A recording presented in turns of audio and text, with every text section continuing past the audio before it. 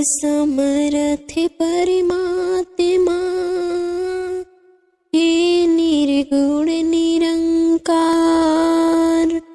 तू करता है जगत का, तू सबका आधार। कण कण में है बस रहा तेरा रूप अपार। तीन काल है सत्य तू, मिथ्या है संसार। घट घट वासी है प्रभु, अविनाशी करतार। दया से तेरी हो सभी, भवसागर से पार। निराकार साकार तू, जग के पालनहार। है बेअंत महिमा तेरी, दाताय परम्पार। परम पिता परमात्मा, सब तेरी संतान। भला करो सबका प्रभु, सबका हो कल्याण। भला करो सबका प्रभु, सबका हो कल्याण। प्यार से कहना धन निरंकार जी। एक घर परिवार में गृहस्थ में रहकर ही भक्ति को करना है। एक अपने मन के जो भी बायसनेस बनाए हैं, कोई भी कार्य से हमने खुद को श्रेष्ठ दूसरे को नीचा बना लिया है, तो ये एक हमारा ही भुलेखा है, क्योंकि सभी में परमात्मा विराजित है, एक बराबर हैं सभी। तो एक हमने स्वयं किसी को ऊंचा घोषित कर दिया, किसी को नीचा, क्योंकि वो कहीं और जन्मे हैं, कहीं और का खाना खाते हैं। तो ऐसा जीवन अगर हम ऐसी सोच रख रहे हैं तो नुकसान हमारा ही है, क्योंकि सभी श्रेष्ठ हैं, सभी में परमात्मा है। और जिस घट में भी परमात्मा है वो नीचा हो ही नहीं सकता। परमात्मा तो कण कण में है, पूरे ब्रह्मांड में है, इस संसार के एक कण कण में है। तो फिर यही कण कण से शिक्षा की बात आती है कि कैसे हर एक से ये सीख लेना। और सत्संग में भी जब आते हैं तो वो इस भाव से ही आते हैं कि जो भी आज सुना उसमें से शिक्षा लेकर अपने जीवन को वो वचनों के अनुसार एक ढाला जाए, एक अपने स्वभाव में, चरित्र में ये अच्छे गुणों को अपनाया जाए।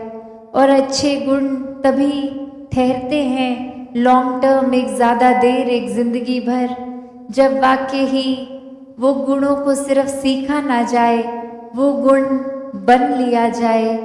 एक बार हम वो गुण खुद जीता जाता बन जाएंगे तो ही हर समय वो हमारे स्वभाव में रहेगा, वरना तो किसी समय है, किसी समय नहीं है वो गुण। तो मानवीय गुणों को हर समय अपने अंदर रखना है तो एक एक गुण को पहले स्वयं बनना होगा, और वो बना तभी जा सकता है जब ये गुण जहाँ से एक स्रोत से शुरू हुए हैं, उपज हुई है, इस परमात्मा से अपने मन का नाता जोड़कर फिर वो गुण बन भी जाएंगे और प्रदर्शित भी होगा जीवन में। इस परमात्मा से ये मन का नाता जोड़ना बहुत ही ज़रूरी है। जब इस परमात्मा के साथ हम अपने मन का नाता जोड़ लेते हैं, इसको देखकर, इसको अपनाकर, जिस तरह मराठी में भी कहते हैं एकला जाना एकला माना एकवा, कि कैसे पहले अपने इस अस्तित्व को जो हमने इतना बड़ा बना लिया है और वाक्य में तो उसका मोल कुछ है नहीं, उसको सच में अनमोल करना है तो किसी अनमोल चीज़ के संग से ही वो होगा, और कोई ऐसी चीज़ नहीं जो खरीद के महंगी से महंगी ले लें, कुछ और रूप में नहीं। ये जो भक्तों ने हर समय एक सच्ची दौलत कही है कि ये राम रतन धन, ये परमात्मा, ये सच्चा है, ये अनमोल है, इसकी तो तुलना है ही नहीं किसी और चीज़ के मुकाबले सांसारिक। तो जब इसके साथ अपने जीवन का एक मोल डाल दिया, इससे एकमिक हो गए, तो जीते जी वो मौत मुबारक मौत है कि जब हमारा अस्तित्व ही खो गया तो वहीं एक हर चीज़ भी जीवन से चली गई। तो हम जितना संगत में आएंगे ये हम इन कमियों से दूर उतना रहेंगे। हाँ जी। साध दी संगत कर ले बंदे, दुख दलिदर होवन दूर। ये जिंदगी में ये जब अब तक हमारा जीवन है, ये उतराई चढ़ाई तो आती ही रहनी है, तो फिर ऐसा क्यों कहा जा रहा है कि दुख दूर होगा?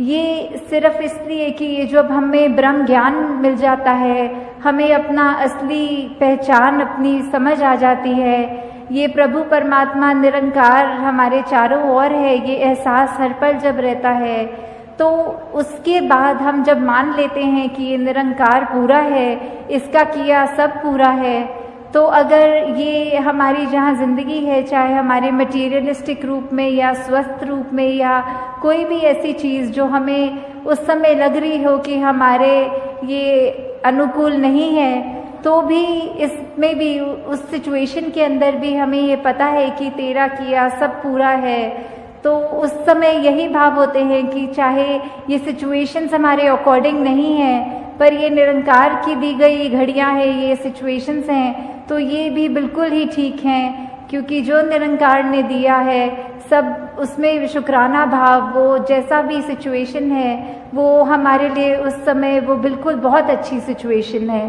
हाँ जी। साध दी संगत कर ले बंदे, जानदा रहेगा मान गरूर।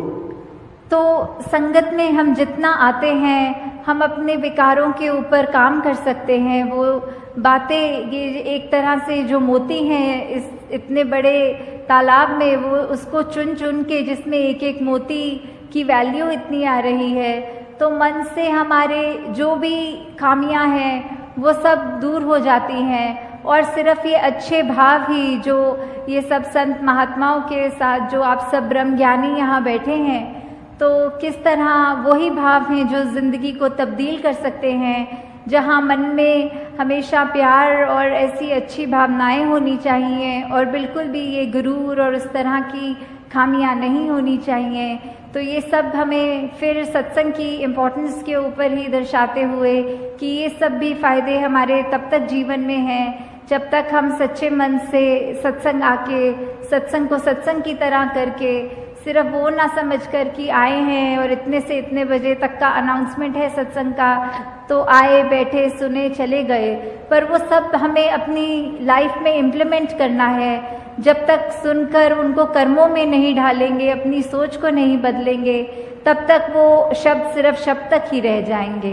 हाँ जी। साध दी संगत कर ले बंदे, अण डिठा रब पाएगा।